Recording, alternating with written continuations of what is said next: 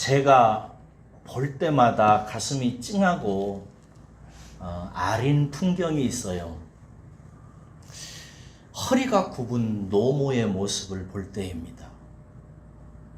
허리가 거의 어떤 분은 그냥 90도로 굽어져 가지고 그렇게 어렵게 살아가는 분들이 계십니다. 언젠가 한번 5, 6월 땡볕 쨍쨍하게 내리쬐는 날이었습니다. 교회 창문을 통해서 밖을 내려다보고 있는데 허리가 완전히 굽은 할머니가 유모차에다가 손주를 태우고 밀고 가고 계셨습니다. 저는 그런 풍경 보면 이렇게 마음이 녹아요. 그래서 가만히 내려다보고 있는데 이 노모가 밀고 가다가 허리가 아프시니까 유모차를 세워놓고 허리를 이렇게 펴시려고 허리를 드세요. 근데 허리가 펴지는 것이 아니라 고개만 펴져요. 그러면서 허리를 막 이렇게 두드리고 계신 거예요. 그래서 제가 후다닥 제 방으로 뛰어 들어가서 카메라를 들고 나왔어요. 그래서 카메라로 위에서 그 풍경을 찍었어요. 그리고 그 사진을 보면서 시를 하나 썼어요. 그리고 나중에 이제 블로그에 올렸는데 유모차 유감이라고 하는 시입니다. 그 중에 일부 한 연이 이런 내용입니다. 손자 손녀 죄다 키워내고도 한나절 쉬는 게 무슨 죄라고 5, 6월 땡볕에 소환되어 남은 세월 저리 밀고 가시는가. 언젠가 방송에서 완전히 휜 허리로 노상에서 채소를 파는 할머니에게 어떤 한 기자가 마이크를 대고 묻더라고요. 할머니, 이렇게 허리가 굽었는데 왜 이렇게 힘든 노상을 하세요? 하니까 이 어머니가 하시는 말씀이 우리 사랑하는 손주 용돈도 주고 과자도 사주려고 그래요. 그러는 거예요.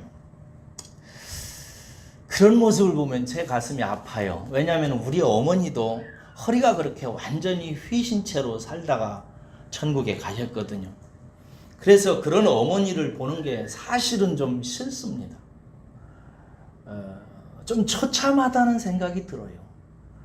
얼마나 힘들게 살았으면 허리가 이렇게 90도 이상 휘어가지고 살게 될 동안 고생을 했겠어요. 그래서 그런 모습을 보는 게 저는 좋지 않습니다. 싫어요. 그런데도 불구하고 늘 그런 어머니들을 보면 그냥 스치지 않습니다. 물끄러미 더 쳐다봅니다. 왜냐하면요, 그 허리가 잔뜩 휜 그 처절한 어머니의 인생 속에 위대한 사랑이 보이기 때문에 그렇습니다. 제가 볼 때마다 또 불편한 게 또 있어요. 이건 훨씬 더 불편합니다. 훨씬 더 처참해요. 뭐냐면은 십자가예요. 십자가는 정말 처참한 형틀입니다. 십자가가 뭐죠? 하나님의 아들이 못 박혀 죽은 사형틀입니다.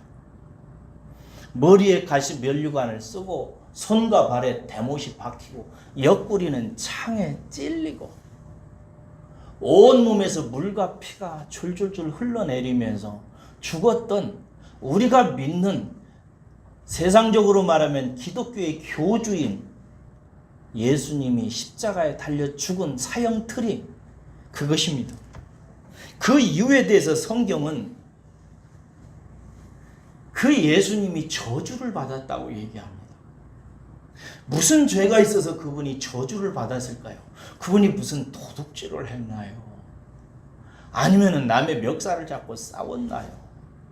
남을 죽이기를 했나요? 그러지 않았습니다. 그는 가난한 사람, 불쌍한 사람, 소외된 사람, 아픈 사람, 억울한 사람, 눌린 사람, 죽은 사람, 죄인들과 함께 가까이 하기를 좋아했습니다. 그런 그가 왜 저주를 받았다고 성경은 얘기하고 있는가? 지난주일에 요한복음 3장 16절은 이렇게 정의합니다. 하나님이 세상을 너무나 사랑하셔서 자기의 유일하고 독특한 아들을 주었다. 왜 그 아들을 주었는가? 누구든지 그를 믿는 자마다 멸망치 않고 영생을 얻게 하려 하심이라 라고 얘기하고 있습니다. 여러분, 사람은 한번 태어나서 살다가 죽어요. 그런데 거기서 절대 끝나는 게 아닙니다. 어떤 사람은 사람이 죽으면 그것으로 끝난다고 생각하는데, 사람을 내신 하나님은 절대 인생이 그것으로 끝난다고 말씀하시지 않았습니다. 오히려 하나님께서는 한 번 죽는 것은 하나님이 정하신 이치요, 그 후에는 심판이 있다고 말씀하고 있습니다. 하나님은 세상의 모든 죄로 말미암아 저주를 받고 심판받고 지옥에 가야 될 인생을 구원하셔서 멸망 가운데서 구출하셔서 영원한 생명을 얻게 하기 위해서 아들을 이 세상에 보내셔서 십자가에 달려 죽게 하심으로 말미암아 우리 모두가 범죄한 죄들의 삭슬, 그 저주를 대신 다 받게 하셨습니다. 이것은 이미 구약시대에 아브라함을 통해서 언약하신 그 새 언약을 당신의 아들을 통해서 성취하신 것이라고 그랬습니다.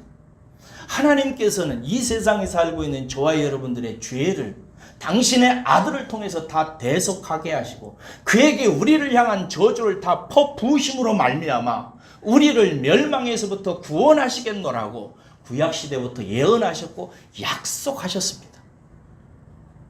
이것을 예수님께서 이루시기 위해서 십자가에 달려 죽으셨고, 예수님은 마지막에 죽으실 때 테텔레스타이, 다 이루었다, 다 성취했다, 이제 됐다 라고 말씀하시고 돌아가셨던 것입니다. 그러므로 여러분, 십자가는 죄인을 구원하시려고 하는 하나님의 절절한 사랑의 증거입니다. 십자가를 보면 하나님이 얼마나 죄를 사랑하시는지, 십자가를 보면 하나님이 얼마나 나를 사랑하셨는지에 대한 절절한 고백이 거기에 담겨져 있습니다. 그러므로 사랑하는 여러분, 저와 여러분들을 구원하기 위해서 유일한 아들을 십자가에 내어주어서 나를 향한 모든 저주를 부으시면서까지 그 아들을 내어주시기까지 나를 사랑하신 그 사랑이 십자가에 절절히 배어 있으니까 이 자리에 예배드리는 사랑하는 우리 믿음의 가족 여러분들, 여러분들은 한 사람도 심판받고 지옥 가면 안 돼요. 알았죠? 네. 혹시라도 내 마음속에 내가 정말 천국 갈 수 있을까? 내가 혹시 이렇게 살다가 죽으면 지옥 가는 것은 아닐까라고 하는 의심이 생기거든. 바로 그런 당신을 위해서 유일하신 아들을 내어주셔서, 바로 그런 당신을 위해서 저주받게 하시고, 바로 그런 당신을 살리기 위해서 아들을 버리신 그 하나님의 사랑의 손짓에 감사함으로 마음문을 열고 그 영혼의 하나님의 손을 굳게 붙잡고 하나님 만나고 하나님 앞에 나아가서 꼭 구원받으시기를 주의 이름으로 축원합니다. 여러분, 세상에서 사람들이 제일 관심 있는 것이 돈이지요. 그리고 오래 살고 싶어 하지요. 곧 대통령 선거가 있습니다만 권력이 얼마나 사람들에게 관심이 많습니까? 인기가 얼마나 사람들의 눈과 귀를 사로잡습니까? 그러나 여러분, 사람이 살면 오래 살아봤자 60이고 70이고 요즘에는 정말 오래 살아서 90살고 100살 사시는 분도 있습니다만, 아니 100살을 살고 1000살을 살고 10,000살을 살면 뭐 하겠습니까? 1000살을 살면서 그 만수를 누리고 좋은 것을 먹고 입고 권력을 누리고 인기를 누리고 배부르게 살고 등 따시게 살면 뭐 하겠습니까? 그 끝에 심판이 있고 지옥이 있어서 영원한 멸망으로 떨어진다면 여러분, 그 인생에 무슨 의미가 있어요? 저는 여러분들이 이 심판과 영생에 관한 눈이 확실히 뜨여져서 오늘 이 아침에 여러분의 영혼이 멸망에서 생명으로, 사망에서 영생으로 옮겨지는 역사가 있기를 주의 이름으로 축원합니다. 한 사람도 여러분 심판받고 지옥 가면 안 됩니다. 여기 있는 여러분들도 그렇거니와 여러분들의 가족, 부모와 형제, 아들과 딸들도 지옥 가면 절대 안 됩니다. 예수님이 여러분 천국보다 지옥을 더 많이 얘기했습니다. 영생보다 심판을 더 많이 얘기했어요. 왜? 당신이 목숨을 던져서 구원하려고 하는 십자가의 도가 어떤 사람에게는 들어가지 않아서 그 사람이 영원한 지옥에 들어갈까 봐서 주님께서는 훨씬 더 강조하셨습니다. 세상에 살다가 중요한 것이 한두 가지가 아니지만 무엇보다도 중요한 것은 내가 구원받는 것인 줄로 믿습니다. 거듭나는 것인 줄로 믿습니다. 한 사람도 빠짐없이 다 거듭나서 하나님 나라 보고 이 육체 끝나는 날 영원한 천국으로 들어가시기를 주의 이름으로 축원합니다. 그러므로 여러분, 이쯤에서 심판받고 지옥 가는 이유를 다시 한번 확인해야 돼요. 오늘은 아주 설교가 라이브한 설교네. 제가 평소에 강의 설교를 다른 적도에서 하는데 오늘은 이런 얘기를 여러분과 함께 좀 심각하게 나누어 봤으면 좋겠습니다. 여러분, 다시 한번 생각해 봐요. 우리가 심판받고 지옥 가는 이유가 있다면 그게 뭐예요? 요한계시록 20장 13절에서 15절에 보면 분명하게 나와 있습니다. 거기 보면은 최후의 심판 얘기가 있어요. 마지막에 요한계시록 20장에 가보면 최후의 심판, 마지막으로 하나님께서 어떤 사람은 천국으로 보내고 어떤 사람은 지옥으로 보낼 때 그 기준이 무엇인지에 대해서 뭐라고 말씀하고 있냐면요, 각 사람이, 한 사람 한 사람이 자기의 행위대로 심판을 받고, 이렇게 되어 있어요. 각 사람이 자기의 행위대로 심판을 받고 둘째 사망 곧 불못이라 하는 곳에 누구든지 생명책에 기록되지 못한 자는 불못에 던져지리라, 이렇게 되어 있어요. 그러니까 죄 지은 사람은 모두 다 지옥 가는 것입니다. 저나 여러분들이나 여기에서 죄 안 지은 사람이 어디 있어요? 그런 사람이 있으면 한번 대답해 보세요. 사람은 죄를 먹고 마시고 삽니다. 그러나 여러분, 성경은 예수님께서 모든 죄를 짊어지고 십자가에서 대신 죽으셨다고 얘기하고 있어요. 세상의 모든 죄를 다 짊어지고 십자가에 달려 죽었다고 그렇게 되어 있어요. 그러니까 세상 모든 사람들이 범한 죄와 범죄는 예수 그리스도에게 다 옮겨졌고, 예수 그리스도께서 자기 육체 안에 세상의 모든 죄를 다 짊어지시고 십자가에서 대신 그 죄값을 다 치르셨다는 거예요. 그러므로 여러분, 엄밀하게 말해서 사람이 심판을 받고 지옥 가는 이유는 자기 행위에서 나타난 죄악 때문이 아닙니다. 여러분, 성경에 보세요. 세금 도둑질하며 살았던 세금 도둑놈이었던 마태도 구원을 받았습니다. 평생을 창기로 살던 여자들도 예수님 만나서 구원 받았습니다. 심지어는 예수님과 함께 십자가에 달려 죽었던 예수님 오른쪽에 있었던 강도, 아니 그놈이 얼마나 많은 죄를 지었겠어요. 그런데 그도 구원을 받았습니다. 그러니까 엄밀하게 말해서 자기가 죄를 지으며 살았기 때문에 심판받고 지옥 가는 것이 아니에요. 왜요? 그럼 왜 심판을 받고 지옥 갑니까? 오늘 18절을 보세요. 그렇습니다. 믿지 않기 때문입니다. 하나님은 십자가로 말씀하시는 것입니다. 하나님은 당신의 아들을 보내셔서 십자가에 내어주신 것은 세상에 심판을 받고 멸망을 받는 것을 원치 아니하시기 때문이라는 거예요. 세상이 모두 다 그 아들을 믿고 구원을 받게 하는 것이 하나님 뜻이라는 거예요. 그러므로 여러분, 지옥에 가는 이유는 죄 때문에 가는 것이 아니고 예수를 믿지 않아서 가는 것입니다. 이미 죄는 예수 그리스도께서 십자가에서 다 해결하셨어요. 근데 하나님께서 약속하시기를 아들을 통해서 그 일이 해결되었다는 십자가의 소식을 듣고 누구든지 그렇게 나를 대신해서 십자가에 달려 죽으신 예수 그리스도를 믿으면 구원을 받는다고 그랬어요. 죄가 없으면 구원을 받는다라고 말씀하지 아니하셨어요. 아들을 믿으면 구원받는다고 하셨어요. 그러므로 지금 믿은 사람은 그가 어떤 삶을 살았던 그 사람은 구원받은 사람입니다. 반대로 지금 믿지 않은 사람은 일평생 그가 어떤 도덕적이고 윤리적인 선을 행했든지 간에 그 사람은 이미 심판받고 지옥에 있는 것과 같습니다. 그것이 오늘 본문 말씀 에 나와 있습니다. 18절 한번 읽어볼까요? 18절입니다. 함께 읽습니다. 시작. 그를 믿는 자는 심판을 받지 아니하는 것이요 믿지 아니하는 자는 하나님의 독생자의 이름을 믿지 아니하므로 벌써 심판을 받은 것이니라. 이게 무슨 말이냐면, 여러분 나이아가라 폭포 아시죠? 가보셨나요? 나 언제 한번 가고 싶은데. 나이아가라 폭포를 보고 오신 어떤 목사님이 우리나라 제주도에 있는 천지연 폭포를 보고 애기 오줌 싸는 거라고 하더라고요. 애기 오줌 줄기만 하다 이러더라고요. 나이아가라 폭포라는 큰 폭포가 있죠. 우리가 뭐 그림이나 영상으로 다 봐서 알고 계실 것입니다.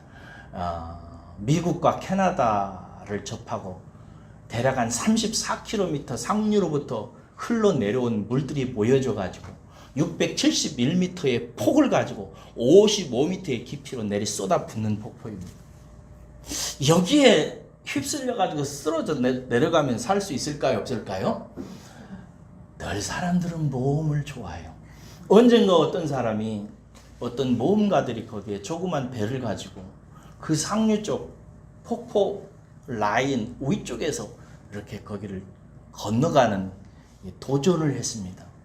도전을 하다가 그만 생각보다 너무 물줄기에 힘이 세가지고 폭포 쪽으로 밀려서 떨어지게 됐어요. 얼마나 무서웠을까요? 와 하면서 막 소리를 지르면서 내려가는데, 진짜 다양하게도 폭포 바로 위쪽에, 여러분이 확인할 수 있을 거예요. 폭포 바로 위쪽에 조그마한 바위턱에 딱 걸렸어요. 그래가지고 걸려가지고 물결에 휩쓸려가지고 설렸다 나왔다 설렸다 나왔다 이러는 거예요. 그러니까 이 사람들이 이제 막 죽는다고 구해달라고 소리를 지르는데, 이때 여러분 관리본부에서 헬기를 하나 띄워가지고 그 사람들이 있는 곳에 밧줄을 내렸어요. 밧줄을 잡아야 될까요? 그냥 말아야 될까요? 여러분 그 밧줄을 잡는 것이 구원이고, 밧줄을 안 잡는 것은 안 잡은 그 순간 그는 이미 죽은 것입니다. 나이아가라 폭포에 죽어가는 사람에게 헬기를 통해 주어진 밧줄은 선물이에요. 그 관리본부에서 그들에게 주어진 선물이에요. 그 밧줄을 자기들이 만든 것도 아니고 자기들이 노력해서 얻은 것도 아닙니다. 그들은 죽을 수밖에 없는 상황에 지금 처해져 있고, 그들을 구원하기 위해서 관리본부 측에서 헬기를 띄워서 밧줄을 내려준 거예요. 이것이 하나님께서 예수 그리스도를 통해서 우리에게 던지는 구원의 메시지인 것입니다. 누구든지 예수 그리스도를 붙들어라. 하나님의 구원의 손을 붙잡기만 해라. 그러면 너희가 구원을 얻을 것이다. 너희들이 할 것이 아무것도 없다. 너희들을 위해서 너희들의 죄 때문에 죽은 내 아들의 목숨이 있다. 내 아들이 너희들의 모든 죄는 다 해결되어졌다. 그러니 내 아들을 통해서 내린 이 믿음의 밧줄을 생명줄로 붙들고 생명줄로 여기고 잡아라. 그러면 너에게 구원을 얻을 것이라고 말씀하는 것이 복음의 메시지예요.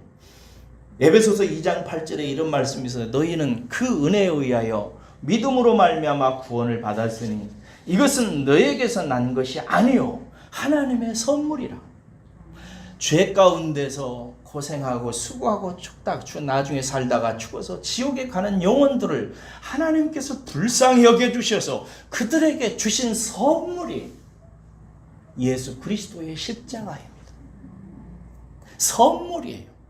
우리가 선물을 받을 때는 아버지가 자식의 선물을 주면 아이고 아버지 감사합니다. 이 좋은 선물이니까 내가 좀 한 푼이라도 드려야지 하고 지갑을 꺼내서 돈 내놓습니까? 아닙니다. 선물은 그냥 아이고 아빠 고마워요 감사해요 덥석 받는 것입니다. 사랑하는 아버지가 사랑하는 자녀에게 주는 선물, 자녀는 좋은 아버지 준 줄로 감사하고 그냥 감사함으로 받으면 되는 것입니다. 예수 그리스도의 보혈, 십자가를 통해서 하나님께 주시는 선물이 그것인 것입니다.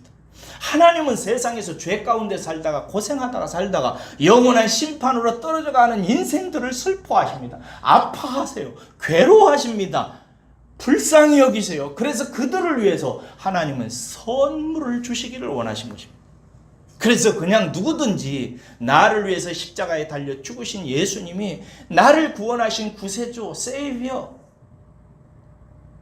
나를 구출한 구원자라고 믿고 마음으로 받아들이고 그 예수를 주신 하나님께 감사하며 나를 위해서 십자가에 달려 죽으신 예수 그리스도를 내 주님으로 마음으로 영접하고 믿기만 하면 누구든지 다 믿는 자는 다 구원을 얻으리라. 할렐루야. 하나님의 선물입니다. 세상에 살면서 이런 선물을 받지 못하고 살다가 영원한 지옥으로 간다면 여러분 이거 얼마나 억울하고 원통 터지는 일입니까? 그런데 여러분 어떤 사람은 안 믿는 사람이 있어요. 정말 저는 이걸 이해할 수가 없어요. 아니 안 믿어요. 내가 준비한 선물도 아니고 아버지 어머니가 준비한 선물도 아니고 하나님의 아들을 버리시면서까지 내신 구원의 길인데 안 믿어요. 왜 그럴까요? 그놈의 생각 때문입니다. 생각.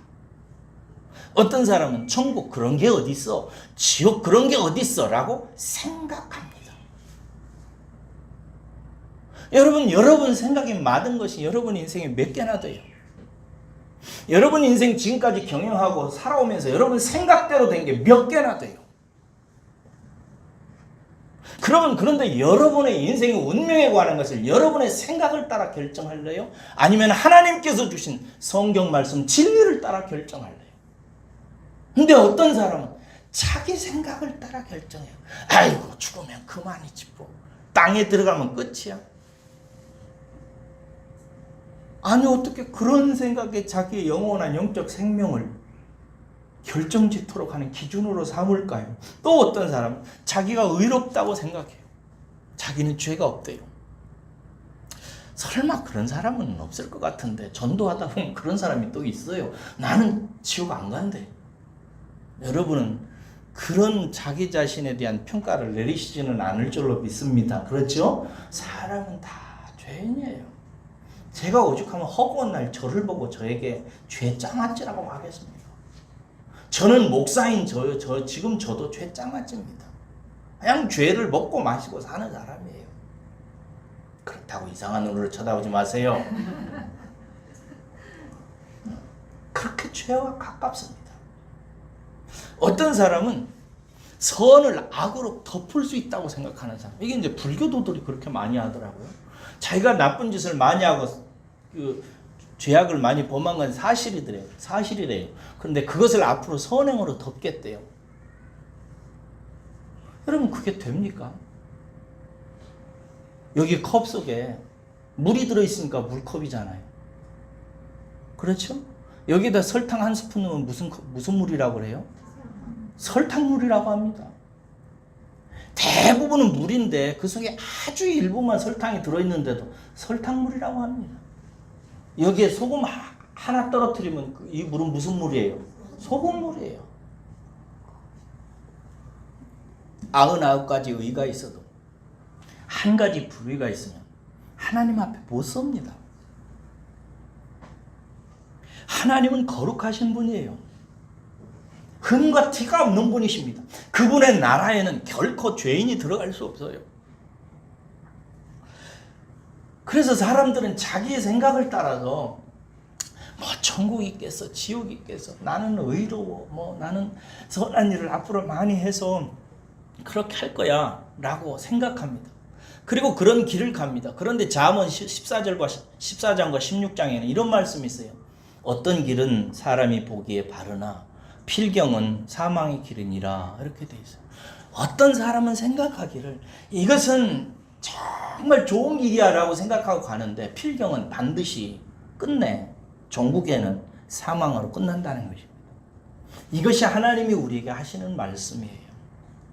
그런데 여러분 사람들이 하나님 예수 그리스도를 믿지 않는 이유에 대해서 오늘 본문은 좀 근본적이고 심각한 얘기 하나를 합니다. 이게 이제 오늘 본문 말씀에서 여러분들이 특별히 성도님들이 깊이 깨달아야 되는데 19절 말씀입니다. 19절을 우리 한번 생각하면서 읽겠습니다. 시작. 그 정죄는 이것이니 그 빛이 세상에 왔으되 사람들이 자기 행위가 악함으로 빛보다 어둠을 더 사랑한 것이니라. 어떤 사람들이 예수를 통해서 하나님의 은혜의 선물이 주어졌는데도 불구하고 그 선물을 이해하지 못하고 받지 못하고 자기의 생각을 따라서 믿지 않을 때 하나님께서 그를 정죄하여, 정죄한다는 말은 그가 죄인이라는 사실을 판정한다는 뜻입니다. 우리는 모두 다 최후의 심판대 앞에 서게 되고 하나님께서 각 사람의 행위를 따라서 그를 정죄하게 되어 있습니다. 그런데 여러분, 하나님이 그 아들을 보내셔서 십자가에서 죄를 다 대신했는데도 불구하고 하나님이 너는 죄인이야 라고 정죄하는 근거가 있다는 거예요. 그게 뭐냐면 거기 19절에 나와 있는데 빛이 세상에 왔는데 사람들이 자기 행위가 악해서 빛보다 더 어두움을 사랑했기 때문이라는 것입니다. 이게 좀 어려운 이야기 같이 보이죠? 여러분, 먼저 이 단어를 좀 잘 이해해야 돼요. 여기서 행위가 악해서라고 할 때 악하다는 말은 여러분 머릿속에 도덕적이고 윤리적인 개념은 버리세요. 뭐 사람 죽이고 싸우고 도적질하고 이래서 악하다 이런 말이 아니에요. 여기서 악하다라는 말은 선이라는 말의 반대말입니다. 성경에서 선이라는 말은 굿을 말합니다. 좋은 것, 유익한 것, 나에게 필요한 것, 이런 것을 뜻해요. 악이다라는 말은 해로운 것, 나쁜 것, 하면은 나에게 손해가 되는 것, 결국 나 망하게 하는 것, 이런 것을 악하다 이러는 것입니다. 사람은 하나님께서 창조할 때부터 선과 악을 분별하도록 창조하셨어요. 그래서 하나님께서 사람을 창조할 때 에덴 동산 한가운데 뭘 놓으셨어요? 선, 악과를 놓으셨어요. 이것은 우리에게 무엇을 말해주냐면 인간이라고 하는 존재가 무엇이 나에게 유익하고 무엇이 나에게 악한 것인지를 분별하며 살아가야 되는 존재임을 보여주는 것입니다. 인간은 하나님의 인격적 형상으로 창조함을 받았기 때문에 사람은 무엇이 내게 좋고 무엇이 나쁜 것인지를 분별할 줄 알아야 돼요. 나에게 유익한 것이 뭔지, 나에게 결국 잘되게 하는 것이 무엇인지를 분별하는 것이 이것이 분별이라고 하는 단어인데 이걸 잘 분별할 줄 알아야 되죠. 근데 사람은 하나님을 떠나서 그만 선악과를 따먹고 나서 무슨 상황이 되냐면 선은 취하고 악은 버려야 되는데 악을 취하고 선을 버리는 인생이 됩니다. 자기에게 유익한 것은 버리고 자기에게 해로운 것은 취해요. 하나님, 예수님 믿고 하나님과 의지해야 되는 그 가장 지극히 선한 것은 절대 인간이 하지 아니하고 마귀 말 듣고 세상 말 듣고 세상의 풍습을 따라가면서 살아가는 자기 죽을 짓은 죽으라고 하는 거 인생입니다. 이렇게 선은 버리고 악은 취하는 인생. 그래서 여기 보면 악하다는 말은 그런 뜻이에요. 그런데 악을 행해서 결국 어떻게 된다는 거예요? 빛보다 어두움을 더 사랑하게 된 것이라는 거예요. 이게 무슨 말이냐면 사람이 자꾸 자기 죽을 짓을 자주 하면, 자기 망할 짓을 자주 하면, 자기에게 해로운 짓을 자꾸 하게 되면 그가 어떤 상태에 들어가게 되는지를 말해주는 거예요. 어둠 속에 들어가는 거예요. 성경에서 요한복음에서 어둠이라고 얘기할 때는 무슨 뜻을 갖고 있냐면 하나님을 떠나서 사는 죄인들의 상태를 말해요. 하나님은 빛입니다. 예수님이 빛이에요. 진리가 빛이에요. 그런데 죄인들은 하나님, 예수님, 진리를 등져요. 버려요. 지극히 가장 선한 것을 버리고 자기의 생각, 사람들의 생각, 세상 사람들의 풍습을 따라서 사는 악을 취해요. 그렇게 악을 취해서 살면 그 사람이 어디에 처하게 된다고요? 어둠 속에 떨어지게 되는 것입니다. 어둠의 특징은 뭐예요? 깜깜한 거예요. 보지 못합니다. 무엇이 선인지 악인지를 분별을 못해요.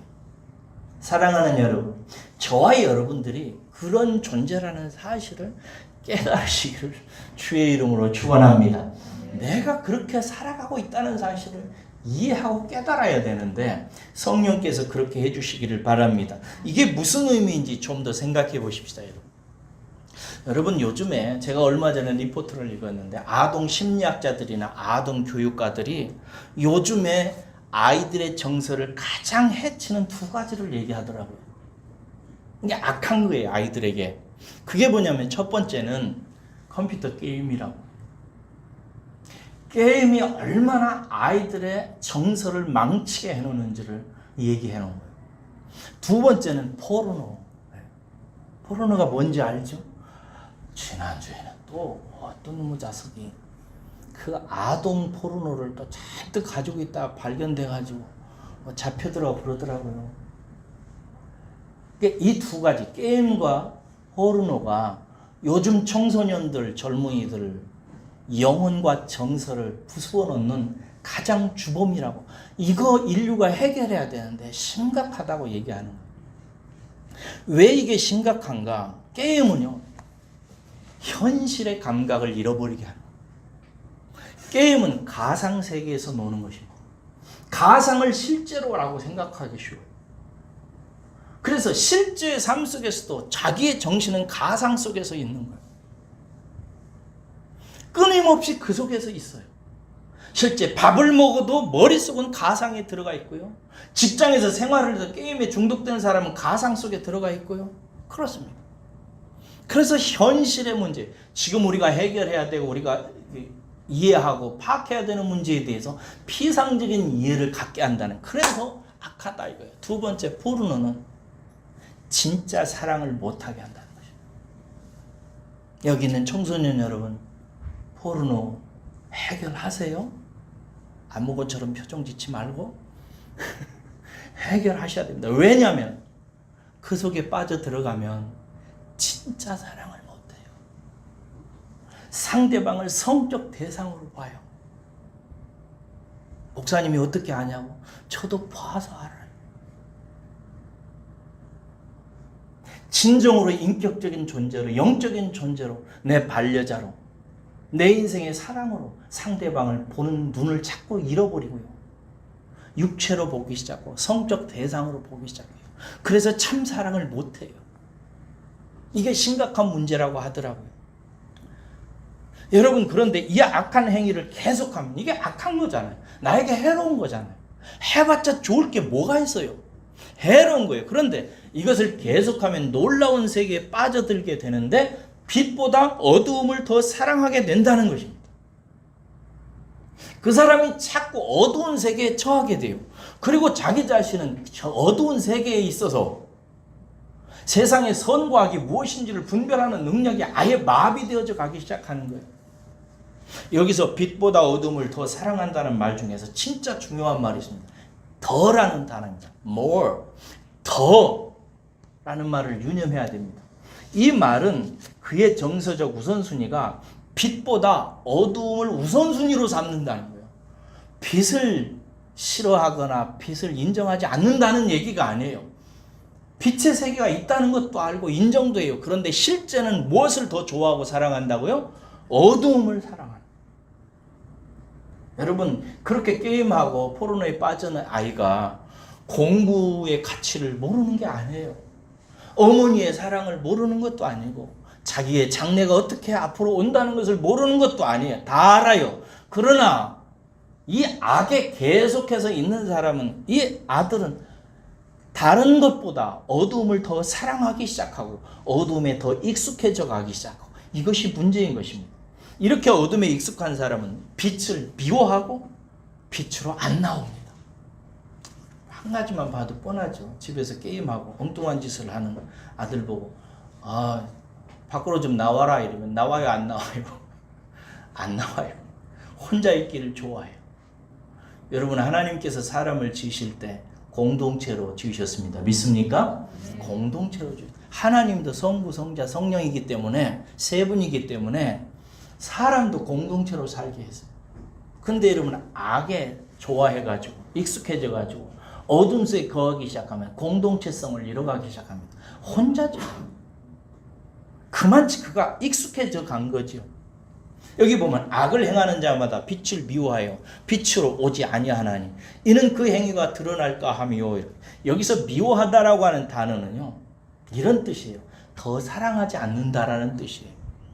어디에 그런 표현이 나오냐면 예수님께서 제자들에게 말씀하실 때 이렇게 하셨던 그 말씀이 있었어요. 무릇 내게 오는 자가, 예수님의 제자가 되려고 예수님께 나오는 자가 자기 부모와 처자와 형제와 자매와 더욱이 자기 목숨까지 미워하지 아니하면 능히 내 제자가 되지 못할 것이다 라는 말씀이에요. 여기서 잘못 오해하면 예수님이 당신 따르게 만들려고 부모도 형제도 막 자매도 자기 자신도 미워하라고 했다고. 여기서 미워한다는 말은 그런 뜻이 아니라 더 사랑하지 않는다라는 뜻을 갖고 있어요. 그러니까 여기서 우선순위를 말하는 거예요. 예수님의 제자가 되려고 하는 사람은 최우선순위로 예수님을 마음에 품어야 된다는 얘기를 하고 있는 거예요. 여러분, 부모를 미워하라는 말이 아니에요. 주님을 더 사랑하라는 뜻입니다. 여러분, 게임에 빠진 아이의 큰 문제는 뭐냐면 그것이 1순위가 되는 거예요. 최우선순위가 되는 거예요. 그리고 자기가 해야 되는 다른 것들은 두 번째, 세 번째, 네 번째로 밀려나가기 시작하는 것입니다. 이것이 빛보다 어두움을 더 사랑하는 것을 말하는 것입니다. 이런 아이들 보고요. 야, 방에만 있지 말고 너 오늘 나하고 얘기하자 하고 응접실로 나오라고, 밝은 데로 나오라고 얘기하면 이 아이의 표정이 어떨까요? 싫어합니다. 얼굴이 안 좋아요. 왜 그럴까요? 나아가서 얘기하면 뭐가 드러나는 거예요? 지가 얼마나 엉뚱한 짓을 하는지가 적나라하게 드러나게 되어 있거든요. 아버지하고 얘기하고 엄마하고 얘기하게 되면 내가 얼마나 쓸데없는 짓을 하고 있는지를 적나라하게 드러나게 되니까 너 나와서 얘기하자 이러면 안 나와요. 나와도 아주 불쾌하게 나옵니다. 이럴 때 부모는 조심해야 돼요. 언젠가 그렇게 아이를 억지로 끄집어냈던 어떤 엄마가 그 아이에게 부엌칼로 살해당했습니다. 그래서 저는 절대 함부로 나오라고 얘기 안 합니다. 살아야 됩니다. 저도. 밖으로 나오질 않아요. 세상 사람들을 향해서 요한이 뭐라고 얘기하냐면, 자 이제 이 말의 의미를 얘기하죠. 왜 세상 사람들이 예수를 믿지 않는가? 왜 빛으로 나오지 않는가? 왜 하나님의 진리의 빛으로 나오지 않는가? 그 근본적인 중심의 이유가 있다. 그 이유는 뭐냐면 세상 사람들이 하나님을 떠나서 예수를 떠나서 진리를 떠나서 선은 버리고 악을 행하는 행동을 너무 오랫동안 아담 이후로 해와서 모든 사람들의 인생은 어둠 가운데 있다. 자기도 모르는 사이에 어둠 가운데 있다는 거예요. 그런데 하나님께서 예수님을 보내서 나와라 하니 나와서 얘기하면 그들이 자기들의 어둠 속에 있는 악이 드러날까 봐서 나오지 않는다는 거예요. 영적인 내면의 이치와 진리에 대해서 예수님께서 하시는 거예요. 사랑하는 여러분, 이래서 이것이 정죄예요. 결국 그렇게 나오지 않고 끝끝내 예수님을 믿지 아니하는 이것이 마지막에 예수님이 십자가에 달려 죽으셔서 우리의 죄를 다 해결했음에도 불구하고 사람이 지옥 가게 되는 이치라고 요한은 지금 설명하고 있는 것입니다. 여러분, 그러므로 우리가 누군가가 악을 행하면서 살다가 우리는 다 그래요. 다 어리석어서 선보다 악을 취합니다. 망할 짓 수도 없이 하면서 삽니다. 그렇게 살다가 우리는 어둠 가운데 처하게 되고 어둠 속에 있으면 어두워서 분별을 못해요. 무엇이 진리인지 좋은 것인지 나에게 유익한 것인지 뭘 나를 망치는 것인지 잘 알지를 못해요. 이때 주님께서 당신의 아들을 보내셔서 십자가에다가 당신의 아들을 못 박아 죽게 내어주세요. 여러분, 십자가를 보세요. 십자가가 범상한 게 아니에요. 십자가가 무슨 얘기를 하고 있는 거예요? 하나님의 아들이 십자가에 달려 죽었다고 얘기하는 거예요. 그리고 성경은 얘기하는, 왜 죽었는지를 아느냐? 바로 너 때문이다. 악에 익숙해서 어둠 속에 있어서 도무지 분별하지 못하고 무엇이 빛인지 무엇이 어둠인지 알지도 못하고 살아가는 바로 너를 위해서 내 아들이 죽었다 라고 말하는 거예요. 이 충격적인 하나님의 메시지를 십자가는 지금도 예배당 꼭대기마다 매달게 하시고 우리들에게 증거하는 거예요. 내 아들이 죽었다. 왜 그런지를 아느냐? 묻는 거예요. 그러면서 우리에게 말씀하시는 거예요. 어둠에 있어도 좋다. 악을 행했어도 좋다. 내 아들이 너를 위해서 죽었다는 사실만 인정하고 내 손을 잡아다오. 나와라. 빛 가운데로 나와라. 라고 말하는 것이 십자가인 것입니다.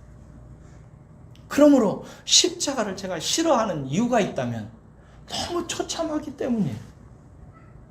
저는 십자가 그렇게 좋아하지 않아요. 그런데 그럼에도 불구하고 저는 십자가에 눈을 돌리지 않아요. 하루에도 수십 번을 십자가 생각합니다. 왜요? 십자가야말로 나를 하나님께로 이끄는 하나님의 유일한 방법이기 때문에 그런 것입니다. 십자가 붙들지 않으면 구원받을 다른 길은 없어요. 예수 믿으면서 암병이 고쳐졌다고 해서 구원받은 거 아닙니다. 무슨 방언한다고 해서 구원받은 거 아니에요. 옛날에 오순절 측에서 그런 얘기 했는데 절대 그렇지 않습니다.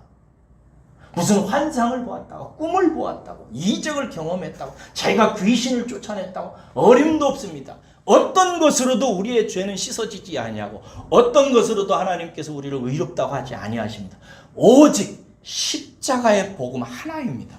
하나님께서 우리를 구원하시기 위해서 십자가를 우리에게 주셨고 예수님께서 나를 위해서 십자가에 달려 죽으셨다는 사실을 믿고 하나님 손 붙드는 자, 그 자에게 하나님께서는 선물로 영생을 주시는 줄로 믿습니다.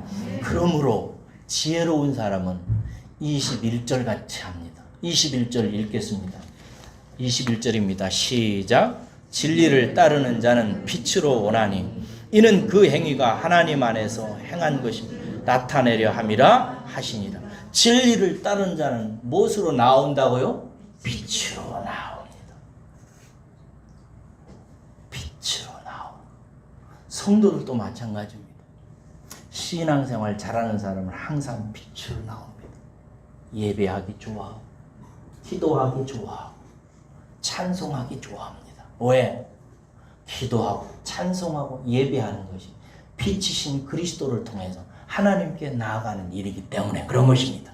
그래서 지혜로운 성도는 예배에 잘 나옵니다. 구원은 받았는데 지혜는 되게 없는 사람이 예배 잘 참석 안 합니다. 어리석어서 그렇습니다.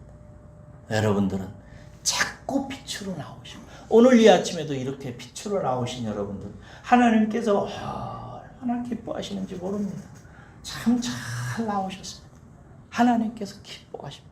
일평생 그렇게 빛으로 나오셔서 여러분의 행위를 하나님 앞에 자랑하세요. 오늘 본문 말씀 그런 뜻이요.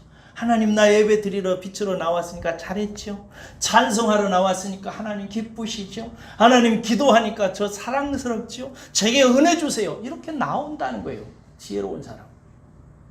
일평생 그렇게 빛 가운데 나아가는 저와 여러분 되시기를 우리 주 예수님의 이름으로 축복합니다. 기도하겠습니다.